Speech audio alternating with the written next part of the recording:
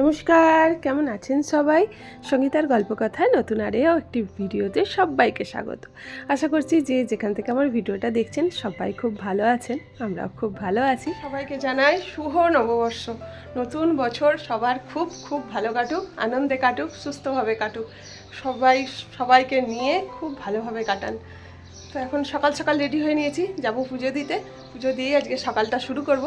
তো ঘরের পুজো টুজো কমপ্লিট করে নিয়েছি, নিয়ে এখন মন্দিরে যাচ্ছি পুজো দিতে। এদিকে ছেলেও রেডি হয়ে গেছে। তো আজকে আমাদের সবার হোয়াইট হোয়াইট সব ড্রেস, গোলুবাবুরও তাই। তো চলুন আগে মন্দিরে যাই, অনেক বেলা হয়ে গেল। সকালেই আজকে চলে এসেছি আগে মন্দিরে, কারণ পয়লা বৈশাখের ব্যাপার তো, রান্নাবান্না তো থাকেই। তো ভাবলাম সকালবেলায় আগে মন্দিরে পুজোটা দিয়ে গিয়ে তারপরে ধীরে সুস্থে সমস্ত কাজটা হবে। সকাল সকাল ভগবানের নাম নিয়ে বাড়ি গিয়ে গুরুজনদের আশীর্বাদ নিয়ে নতুন বছরের সূচনা হোক, মানে সুন্দরভাবে সবাই যে যেখানে আছি সবাই যেন হাসি মুখে বছরটা কাটাতে পারি সুন্দরভাবে। প্রণাম নেবে। হ্যাঁ, নববর্ষের প্রণাম নেবে। প্রণাম নেওয়ার জন্য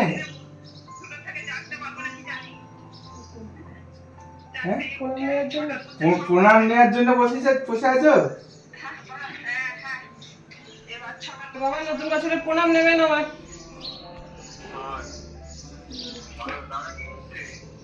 আছে এখানে। মা কি করছে? পুজো হয়ে গেছে? হ্যালো, নতুন বছরের প্রণাম নেবে।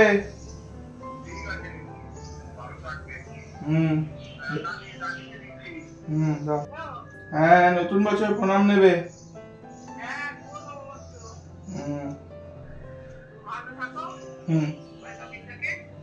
এই নাও মা।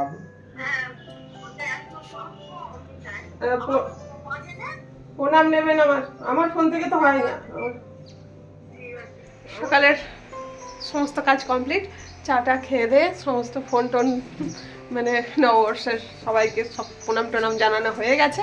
এখন রেডি হয়ে নিয়েছি, এবার তো যেতে হবে বাজারে। এটাই সব থেকে বড় কষ্টকর। তাই ছেলেকে বলছিলাম যে সত্যি বাজারটা যদি কেউ করে এনে দিত, আমার একদম খুশি হয়ে যেতাম আজকের দিনে।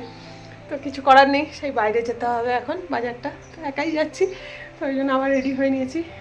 চলুন যাই, কিছু করার নেই। কিছু খেতে গেলে তো একটু কিছু কষ্ট করতেই হবে, তো বাজার ছাড়া তো হবেও না। ছেলে ওই যে কি হলো, কি করছিলি? অফ ক্যামেরায় করিস কেন? অন ক্যামেরায় কর। ভালো মন্দ খাবে, অ্যাড্রেস এনে দিই, তাতে নেই। যাই। বাজার থেকে এসেই সোজা চলে এসেছি এখন কিচেনে। তো আজকে টিফিনে বানাবো লুচি আর আলু চচ্চড়ি। ছেলেটার তো একদম খুব পছন্দের জিনিস। আর স্পেশাল দিনগুলো একটু স্পেশাল খাবার হলে মানে ভালো তো লাগেই। আর আজকে নববর্ষ বলে কথা, সকালবেলার টিফিনটা একটু বাঙালি খাবার না হলে ভালো লাগে বলুন? তো ওই জন্য এখন একটু এই লুচিগুলো বেলে নিচ্ছি, আর আলু চচ্চড়িটা আগেই করে নিয়েছি। আর আজকে সেরকম এক্সট্রা কোনো কাজ করব না, মানে কাচাকুচি, ঝাড়াঝুড়ি, পরিষ্কার এইসব তো কাজ আজকে সবই বাতিল রেখেছি। আর কিছু মানে কি বলুন তো, এক একদিন মানে কিছু দিনে এই সব কাজগুলো থেকে নিজেকে মানে দূরে রাখাই ভালো। যেই কাজগুলো মানে না করলেই নয় সেগুলো তো করতেই হবে আমাদের ডেলি রুটিনের, যেমন বিছানা পরিষ্কার করা, ডেলির যে সমস্ত জামা কাপড়গুলো ধোয়া, ওগুলো তো করতেই হবে। রান্নাবান্নার কাজ এগুলো তো থাকেই, কিন্তু তবুও যা কিছু মানে অন্যান্য দিনের যে সমস্ত এক্সট্রা কাজ থাকে, তো সেইগুলো থেকে নিজেকে আজকে একটু দূরে রেখেছি। তবে এই কিছু স্পেশাল দিনে না, মানে সবাই মিলে থাকলে একটু আনন্দটা আলাদাই হয়। তো এই ফৌজিবাবুকে বিশেষ করে খুব মিস করি এই স্পেশাল দিনগুলোতে থাকলে। বিশেষ করে এই এত দূরে সব ছেড়ে যখন থাকি, মানে ফৌজিবাবু থাকলে একটু অন্যরকম হতো দিনটা। আমাদের আজকের নববর্ষ স্পেশাল ব্রেকফাস্ট রেডি হয়ে গেছে। ছেলে এখনও জানে না, দাঁড়ান ওর রিয়াকশানটা কী হয় দেখি। বাবু, খাওয়া দাওয়া হবে না? কি খবর? মুখটা কেন ওরকম কেন? টিফিন দেখে কি ব্যাপার? খুব বক খুশি? হ্যাঁ, টিফিন দেখে মন ভরে গেল নাকি? তুমি তো সবই জানো, সারা বছর স্পেশাল দিন সব কিছু করতে থাকি মানে তোমাকে খুশি করার জন্য। আর আমরা চাই বছরে একটা দিন তুমি আমাদেরকে খুশি। আমরা চাই আমাদেরকে একটা দিন তুই খুশি কর, বছরের একটা দিন, তাও তোমার ক্ষমতা হয়নি। আর আমরা সারা মানে করে বেড়াই তোমাকে, তুমি কিসে খুশি হবে। চলে এসেছি এখন কিচেনে, টিফিন খাওয়া দাওয়ার পর সমস্ত কিছুটা রেডি টেডি করে নিয়েছি। কারণ কি বলুন তো, রান্নায় যত রান্নার টাইম লাগে সমস্ত কিছু রেডি করতেই বেশি টাইম লেগে যায়। সমস্ত গুছিয়ে করলে আর বেশ ঝটপট রান্নাটাও হয়ে যায়। আগেই তো বললাম এই যে চিকেন বিরিয়ানি হবে, তো এই যে বিরিয়ানির জন্য এখানে চিকেন ম্যারিনেট করে নিয়েছি, আর একটু তার সাথে কষা বানাবো। চিকেনটা এটা আলাদা করে করেছি। তো এই যে চিকেন ম্যারিনেট করা হয়ে গেছে আমাদের। কতবার আসবি? এই সবে একবার হলো, কতবার আসবি রান্না করে? হ্যাঁ, এখানে বিরিয়ানির ভাতটাও বসিয়ে দিয়েছি। তো এই ছেলেটা যে কতবার এরকম করে কিচেনে আসে, মানে ওর পছন্দের যদি কিছু রান্না হয় আর সেদিনকে দেখতে নেই, অনেকবার রান্নাঘরে আসে। ছেলেটা আমার খেতে খুব ভালোবাসে। তো আর এই যে দেখুন এখানে চিকেন কষাটা বানাচ্ছি, আর এইদিকে হচ্ছে বিরিয়ানির চিকেনটা হচ্ছে। তো বিরিয়ানি বানাতে বানাতে ফৌজিবাবুর কথাও খুব মনে হচ্ছে। জানি না লোকটা এত বিরিয়ানি ভক্ত হয়ে গেছে, মানে কী যে বিরিয়ানি পাগল একদম মানে হয়েছে, খুব বিরিয়ানি পছন্দ করে। তবে হ্যাঁ, দোকানেরটা না, মানে বাড়িরটা আমি যেটা বানাই ওই বিরিয়ানিটা খুব পছন্দ করে। আর এই সবগুলো বানালে মানুষটার কথা খুব মনে হয়। ফৌজিবাবু ছুটি এলেই তাই চেষ্টা করি বিরিয়ানিটা একটু বেশি করেই বানাতে। অন্যান্য জিনিসগুলো যেমন ছেলেটা ফ্রায়েড রাইস বলো পোলাও বলো সবটাই পছন্দ করে, কিন্তু মানে ফৌজিবাবুর আবার পোলাও ফ্রায়েড রাইস মানে তবু ফ্রায়েড রাইস খায়, পোলাও তো একদমই ওর পছন্দ না। মানে কিন্তু বিরিয়ানি হলে এখন বাস বকবক খুশি, বিরিয়ানি বললে হয় শুধু। তো আমার এই চারদিকেরটা রেডি হয়ে গেছে, কড়াতে একটু ঘি ছড়িয়ে নিয়েছি, আর গ্যাসটা লো ফ্লেমে রেখে চিকেনটা প্রথমে দিয়ে দিয়েছি। দিয়ে চিকেনটা প্রায় 80%-এর ওপর সিদ্ধ হয়েই গেছে, আর এবার এই ভাতগুলো দিয়ে দেবো।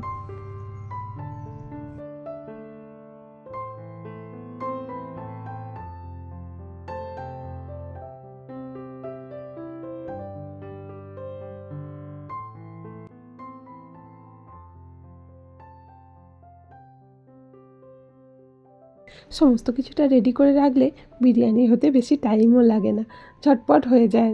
মানে এমনি ভাত তরকারি মাছ মাংস করতে যতটা টাইম লাগে বিরিয়ানিতে সেই টাইমটা লাগে না, অল্প সময়ের মধ্যেই হয়ে যায়। তবে হ্যাঁ, সমস্ত কিছুটা গুছিয়ে রেডি করে নিতে হবে প্রথমে, নাহলেই কিন্তু খুব সমস্যা হয়ে যায়। তো এদিকে দেখুন আমার বিরিয়ানিটা রেডি হয়ে গেছে, আর পুরো একদম গন্ধে গোটা ঘর বাড়ি মোমো করছে। তো আর আমার ছেলেরা তো আজকে একটু তাড়াতাড়ি খিদে পেয়ে যাচ্ছে, 14বার আসছে, মানে হয়ে গেছে নাকি পুরো টেস্ট করার জন্য। তো ছটপট করছে, চল একবারে খেতে বসে পড়। তো আজকে তাড়াতাড়ি করে খাবারই দিয়ে দেবো। এই যে স্যালাডে একটু শসা পেঁয়াজ কেটে নিয়েছি, কারণ বিরিয়ানির সাথে তো একটু শসা পেঁয়াজ না হলে ঠিক ভালোও লাগে না। আর এই এখন খাবারটা খেয়ে নেবো।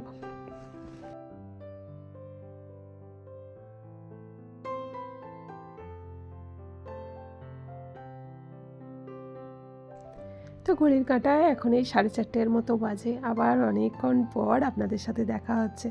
তো এখন এই আজকে সব আবার গাটা ধুয়ে জামা কাপড় সব চেঞ্জ করে নিয়েছি, করে ঠাকুরের বাসনগুলো সমস্তটা ধুয়ে মেজে রাখলাম। এগুলো বিকালের দিকে মেজে রাখলে না সকালবেলা ধুয়ে নিলেই হয়ে যায়, কারণ সকালবেলা মেজে ধুয়ে আবার করতে করতে অনেকটা টাইম লেগে যায়। তো ওই জন্য এখন সমস্তটা মানে ঠাকুরঘরটা পরিষ্কার করে একদম বাসনগুলো মেজে ধুয়ে রাখলাম। আর এইদিকে একটু বসে পড়েছি আজকে আলতা পড়তে। সকাল থেকে নানান ব্যস্ততায় একটু আলতা আর পড়া হয়ে ওঠেনি, ভেবেছিলাম পুজো দিতে যাওয়ার আগেই পড়বো, কিন্তু ওই যে সকালবেলা তাড়াতাড়ি 7টা বেজে গেছে বলে তাড়াতাড়ি আগে পুজো দিতে চলে গিয়েছিলাম। তো এখন এই ভাবলাম এখন আলতাটা পরে নিই। তো এই পয়লা বৈশাখ বলুন, মানে এই সমস্ত দিনগুলো একটু বেশ আলতা পরতে খুব ভালোই লাগে, আর আমি আলতা পরতে খুব ভালোবাসি, খুব ভালো লাগে আমার এই আলতা পরতে। আর ফৌজিবাবু থাকলে শুধু খেঁচাতেই থাকে, তুমি চতুর্দিক শুধু পায়ের ছাপ লাগিয়ে দাও। এখন একটু রেডি হয়ে নিয়েছি, যাবো বাইরে। আজকে ছেলের টিউশন ছিল, তো বাইরে যাওয়ার কথাই ছিল যে বাইরে যাব। তো হঠাৎ করে মানে স্যার ফোন করলেন যে স্যার আজকে পড়াবেন না, মানে পয়লা বৈশাখ বলে হয়তো ছুটি। তো ওই কারণে বললাম চল তাহলে বিকালটা কী করবো, একটু ঘুরেও আসি। আর টুকটাক মানে গোপালের যে ঘাটটার জন্য সমস্ত জিনিস আর আমার হচ্ছে না, তো আজকে ঠিক করেছি আজকে পয়লা বৈশাখেই গোপালকে ওই ঘাটেই শোয়াবো। সে কারণে টুকটাক একটু জিনিস নেবো গলুবাবুর জন্য। তো ওই জন্য রেডি হয়ে নিয়েছি। এখন সন্ধ্যা টন্ধা সমস্ত কিছু দিয়ে দিলাম, কারণ পয়লা বৈশাখ সেই আস্তে মানে ওরা বাইরে বেরোলে কী হয়, দেরি হয়ে যায়, কোথা দিয়ে টাইম চলে যায়। ওই জন্য সন্ধ্যাটা দেওয়া থাকলে এসে গলুবাবুকে খেতে দেবো। চলুন এখন বেরিয়ে পড়েছি। আর বাজারে এসেই দেখুন এই মন্দিরটা, এতবার এই বাজারে এসেছি কিন্তু এই মন্দিরটা যেখানে আছে, বা মানে মন্দির আছে দেখেছি, কিন্তু এত সুন্দর এখানটা পরিবেশটা যে কোনো দিন ভেতরে কোনো দিন আসা হয়নি। ভগবান হয়তো এই পয়লা বৈশাখের দিনই আমাদের লিখে রেখেছিলেন যে পয়লা বৈশাখের দিনই আসবো। তো খুব ভালো লাগছিলো। আর এমন টাইমে এসেছিলাম, এখানে মায়ের আরতি হচ্ছে। তো সত্যি মানে মন্দির ছেড়ে আসতে ইচ্ছা করছিল না, এত ভালো লাগছিল। তো আর মন্দির মানে এই মন্দির চত্বরটা আমি সত্যিই প্রথম এলাম। তো ইচ্ছা আছে এবার ফৌজিবাবু যেদিন আসবে, ফৌজিবাবুকেও সাথে নিয়ে একদিন এই মন্দিরটায় আসবো। তো পয়লা বৈশাখে এটা বিশাল বড় পাওনা একটা। তো এরকম মন্দিরটা এরকম আসতে পেরে এত ভালো লাগছে আজকে। নতুন বছরের শুরুটা খুব ভালো কাটলো, মানে এত ভালো লাগলো।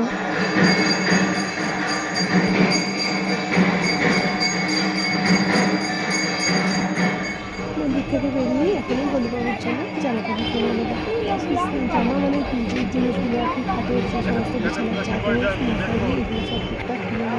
এই দোকানটায় গলুবাবুর জামা কাপড়, মানে গলুবাবু না, মানে শুধু সমস্ত ঠাকুরের জিনিসপত্র খুব সুন্দর পাওয়া যায়।